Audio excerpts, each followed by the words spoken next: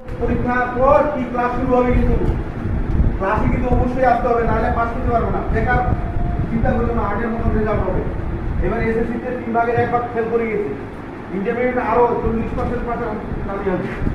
অতএব ক্লাস করতে হবে, এবং ক্লাস যদি না করো তাহলে আমরা ওই নির্বাচনী পরীক্ষা অংশগ্রহণ করতে দিব না, আর ফর্ম ফিল আপ করাবো না।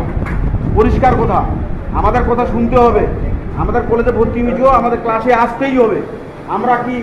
আমরা আসে সবাই ঘুরে চলে যাই, তোমাদেরকে পাইলে তোমাদের সঙ্গে 2-3 ঘন্টা একটু আলাপ করবো, লেখাপড়া বিষয়ে আলাপ করবো।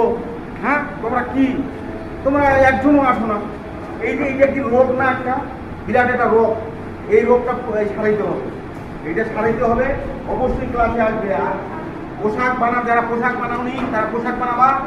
ওই যে আদর্শ কলেজে পরীক্ষা দিতে যাবে, একটু গেঞ্জি আর শার্ট পরে যাওয়া যাবে না, ওই সিস্টেম পোশাক করে যেতে হবে। এগুলো আগাম তৈরি করে নাও, ঠিক আছে?